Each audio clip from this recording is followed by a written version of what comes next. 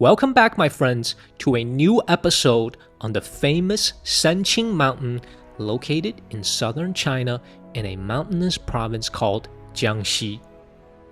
Translated into English, the name of the mountain means three purity, and since ancient times, this mountain has been a sacred mountain for believers of Taoism, and today it is one of the most scenic hiking mountains for travelers from all over the country, especially from nearby areas. I was able to complete a hike around the entire accessible portion of the mountain in one very long day, and I can't wait to show you the amazing scenery.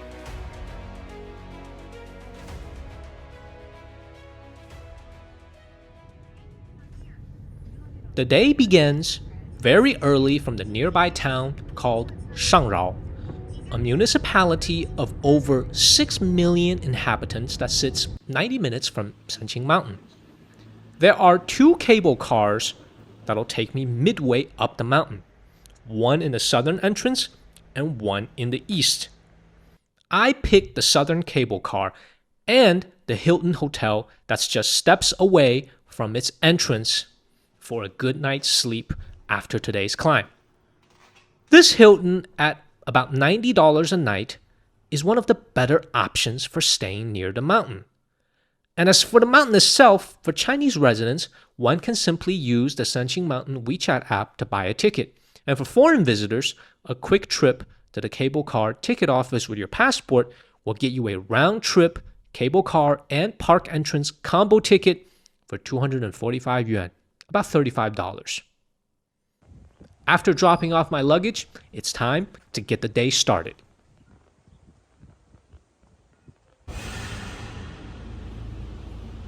My view up the mountain is absolutely gorgeous on this cloudy morning. Lush vegetation cover this beautiful ancient mountain made of jagged edges and peaks. Coming on a Sunday, there's hardly any crowd, and the cable car is quiet and smooth as I head toward the beginning of today's hike.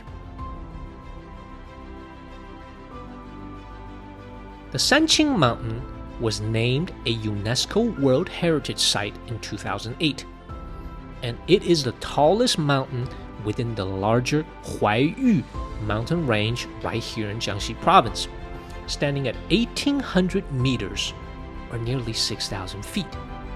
The entire area is a national geopark as well as a refuge for thousands of species of plants and animals.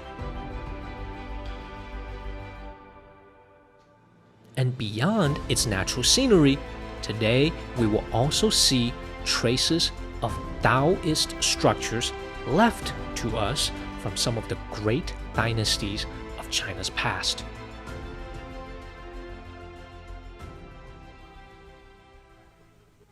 As the cable car drops me off at the midway point of the mountain, there are a number of modern buildings with two mountain hotels.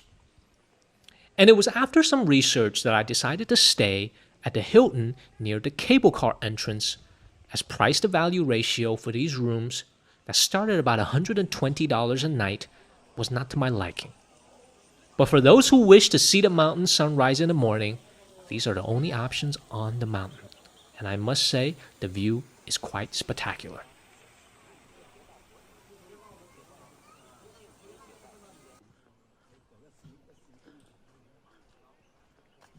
I began my hike toward the western portion of the mountain toward the famous Sanqing Temple in the northwest corner of the mountaintop. The entire hike is along paved roads and steps built along the mountain edge, and the view is heavenly as the passing clouds create a fairy-like environment.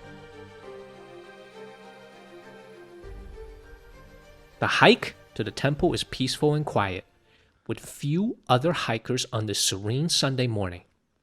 And along the way, there are paid activities, such as this glass bridge, evidently not for those afraid of the heights, but along the way I encountered one of the many park custodians who keep this pristine mountain clean day after day, sweeping as he went along the path and collecting cans and bottles as he went from receptacle to receptacle. So let's not forget the effort of these hardworking, everyday people. After about 2 hours of hiking that consists of both steep steps and flat ground, and passing the stone formation that looks like a resting monkey gazing over the terrain, I finally reached the Sanqing temple that sits at an elevation of over 1,500 meters, or almost 5,000 feet above sea level. The original all-wood temple was built nearly 900 years ago during China's Song dynasty, but that was long ago destroyed, and what you see here today is a modern construct with remnants of the temple that was built in the Ming dynasty.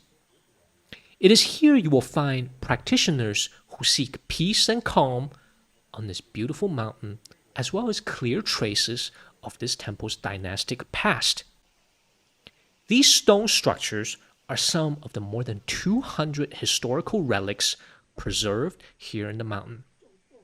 And on the entrance gate is where I find clear evidence of Ming Dynasty relics, as the letters Da Ming, meaning the Great Ming Dynasty, are clearly carved into the upper left corner of the entrance gate.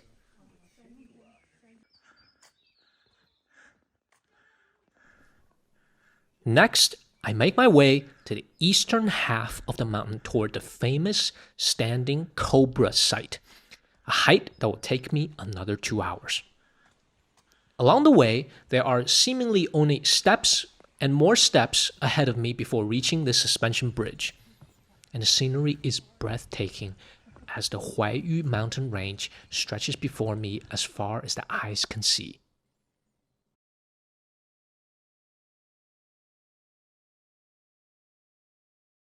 Prices for water and snacks are expensive on top of the mountain, but understandable as they're ferried first by cable car, then on foot.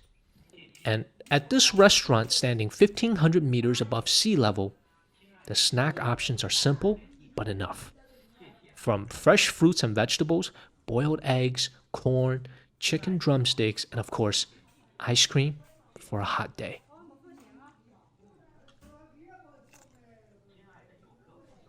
I reached the Standing Cobra shortly after 3 o'clock, after 5 hours of hiking and touring. By now, I am quite exhausted from the hike on what seemed like endless steps. This unique rock formation is one of the premier attractions on the mountain and formed millions of years ago by plate tectonic activity that created this independent standing rock stretching tall into the air and shaped like a cobra. Locally, it is called the Giant Anaconda Rock, but to me, it looks more like a cobra standing upright and ready to strike.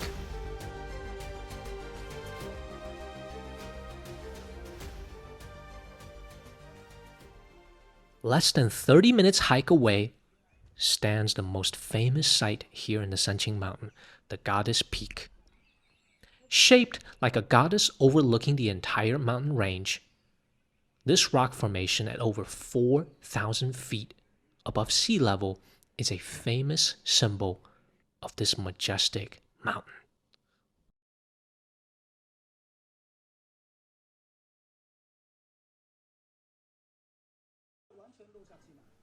Finally, descending the mountain from the eastern zone, I find another lodging option on top of the mountain that seemed far newer than what I saw earlier near the cable car station, and priced higher as well, with this room you see here at nearly $200 a night. But the view is spectacular, especially for the morning sunrise, as this inn faces toward the east. And as I near the cable car, I encounter this spectacular view of a late afternoon sun and its beams of light radiating from the clouds toward the mountain peaks. I have no words to describe this magnificent scene.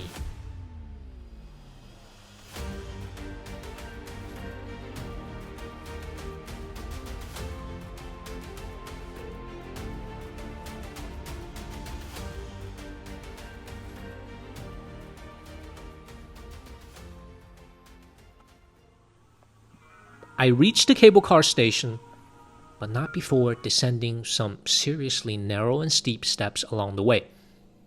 The 15-minute descent down the mountain sees the last rays of today's daylight shining on the Huaiyu mountain range as I head toward the town at the foot of the mountain.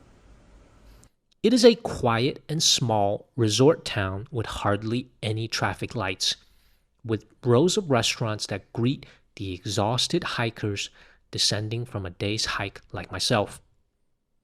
I find this one restaurant and order a freshly prepared rural village chicken made two ways, stir-fried and slow-simmered in a clay pot. And the chef's cooking is top-notch, with the fresh soup simmering for 2 hours as I cleaned up at the nearby Hilton Hotel. The prices were reasonable, ingredients were fresh, and the dishes were delicious, with a final bill of only 170 yuan, or about $25, for an entire fresh village chicken and vegetables picked here in the mountain area. And with that, it's evening and time for a rest. I hope you enjoyed today's episode at the beautiful Sanqing mountain. Our journey is only getting started, so subscribe and hit that like button, and I will see you on a new episode next week.